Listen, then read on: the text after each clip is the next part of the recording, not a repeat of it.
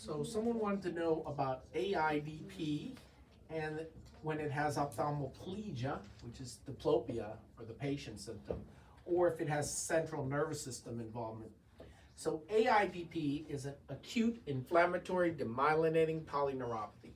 And what that means is it's acute, it happens all of a sudden, it's inflammatory, and in this case the effector cell is T cell mediated B cell production of antibodies, and it's demyelinating because it damages the myelin sheath, which is the covering of the nerve, and it's a polyneuropathy because it's more than one, and that means it's both sensory and motor or some combination. So when we have an acute inflammatory demyelinating polyneuropathy, it's often an ascending polyneuropathy, may be associated with other symptoms like ataxia.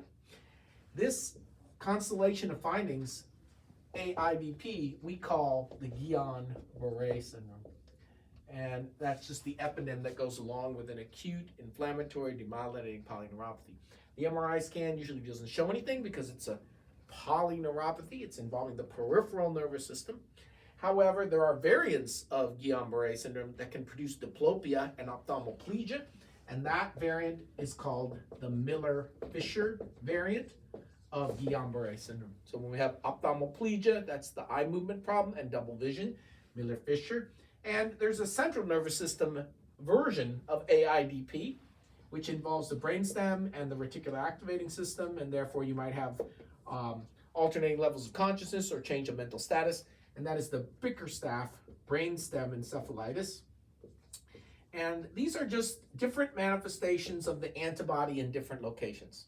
So the antibody in this case, in AIDP, is produced by the B cell, and there's some sort of mix-up with mimicry between whatever the target really was. You're trying to attack a bacteria like Campylobacter jejuni, and that Campylobacter has a glycoprotein lipo-oligosaccharide on its cell surface that you're trying to recognize and kill bacteria, but it has similarity to the ganglioside, which is the component of your myelin in your peripheral nerve, and so you end up attacking yourself.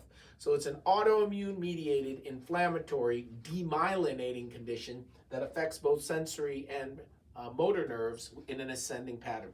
And we can do a lumbar puncture in these patients, and it shows that you have intrathecal production of antibody, and that's going to manifest as proteins that are elevated, but the cell count will be normal or near normal, and that we call albuminocytologic dissociation.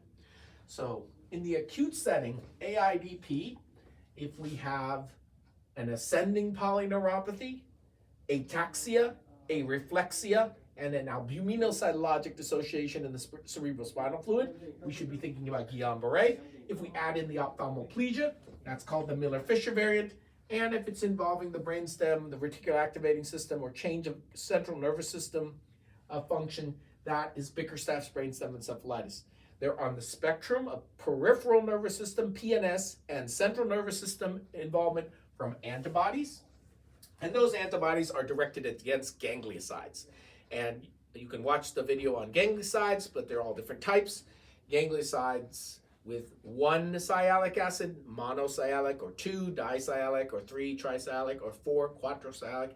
And each of these antibodies are more associated with a particular syndrome. And so, for example, the Miller-Fisher variant of Guillain-Barre is often associated with the GQ1B, ganglioside quatrosialic acid 1B.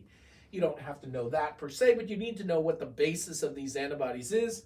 Molecular mimicry trying to attack a bug, autoimmune antibody-mediated disease, and the constellation of acute inflammatory demyelinating polyneuropathy with or without ophthalmoplegia and central nervous system involvement.